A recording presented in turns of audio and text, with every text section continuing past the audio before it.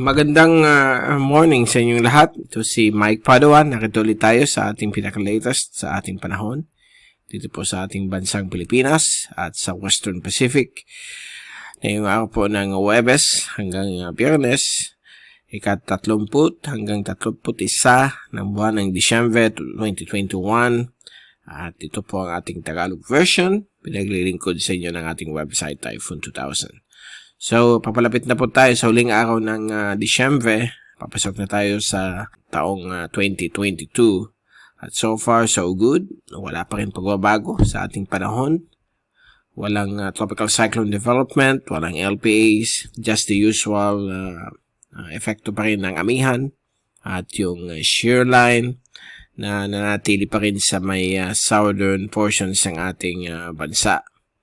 So, ito po yung ating GraphSat. Patuloy pa rin for the next 24 hours o sa loob ng 24 oras. Itong umiiral na haging amihan na medyo malamig na ka-affecto po sa Luzon, MiMaRoPa at Visayas, kasama po ang Sulu Archipelago at yung maliliit na isla po ng Batanes at Babuyan Group. At ang mga areas na ito ay magiging paminsan-minsan lalabas yung haring araw, but overall maulap ang papawirin na may hangin po na mula 30 hanggang 50 kilometro bawat oras ang bugso. Tamang-tama po, medyo mga presko. At paminsan-minsan may mga dumadaan pong mga drizzles to light rain showers. At bihira po ang thunderstorms pag ganitong panahon ng amihan. Except po pag nandun po kayo sa may shear line. Ito po yung dulong buntot ng frontal system. Nandun po sa may east of Japan.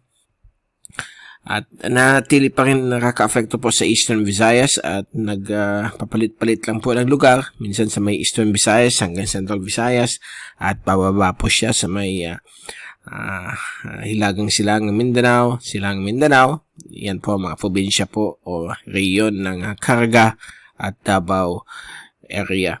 So, yan po ang magiging epekto nitong shear line na posibleng tumagal pa po sa loob ng 1 hanggang 2 araw hanggang New Year's Eve.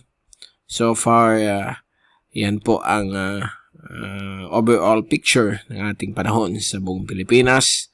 Wala po tayong LPAs, nag-develop na yon at tropical cyclone formation.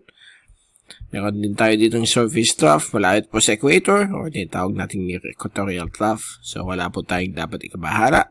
Hindi naman po yan magiging LPA. At meron naman po tayo dito sa may Okinawa, Japan, ng panibagong frontal system. At ito po igagalaw papuntang hilagang silangan.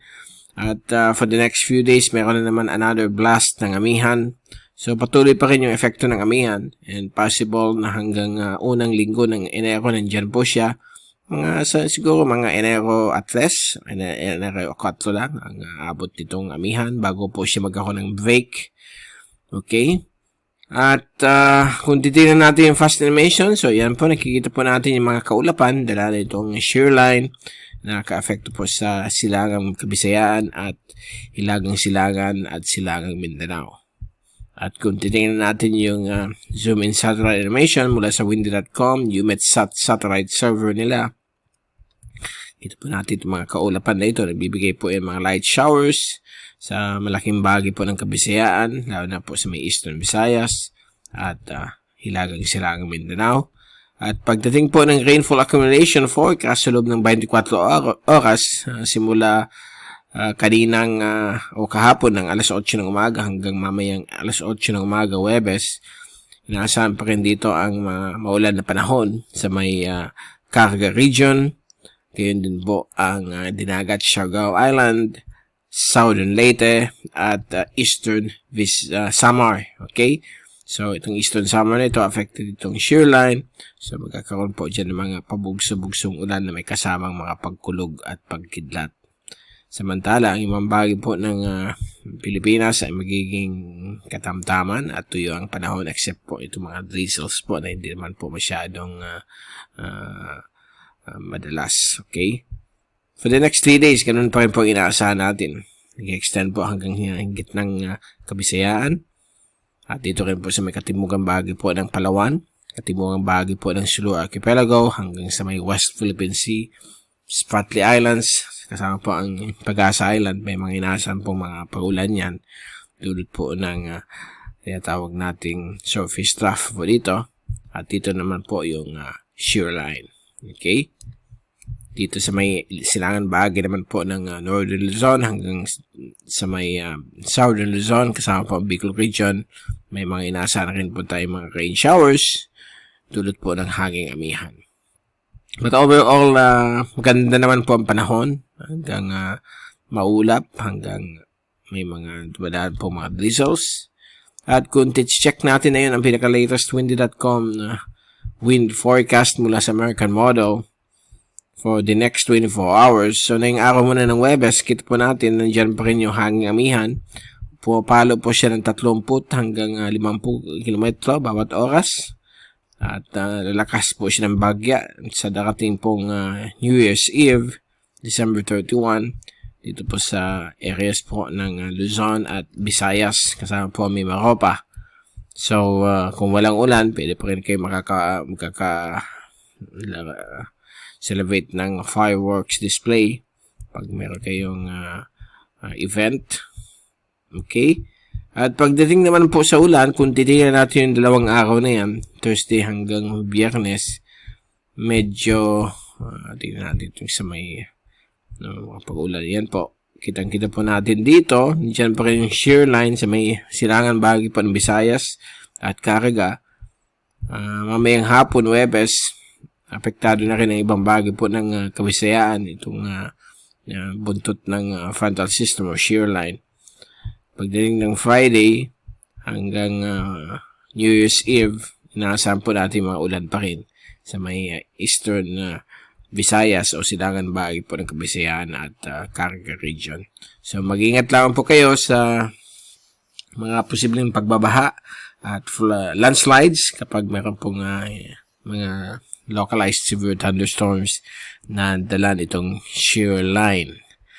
Okay, so medyo baka mag-spoil po ng inyong New Year's Eve. Hindi kayo maka-celebrate sa labas dahil po sa posibleng mga ulan na dala nito.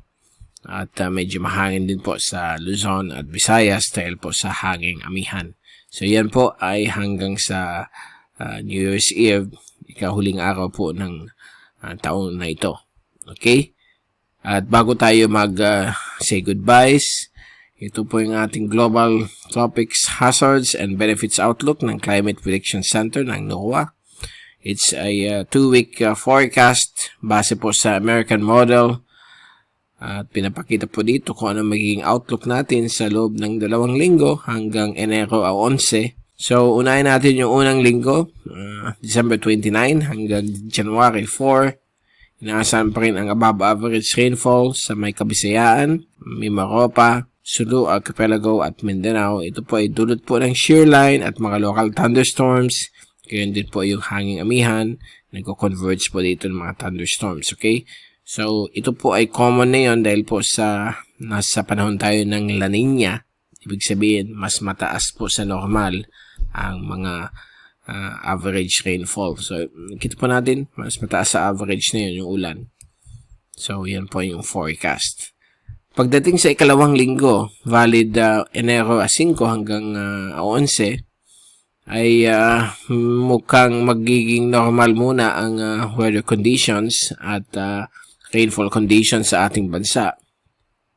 So, wala tayong dapat ikabahala for the week 2, okay? January 5 hanggang 11. At sa Western Pacific, medyo dry o below average po ang rainfall.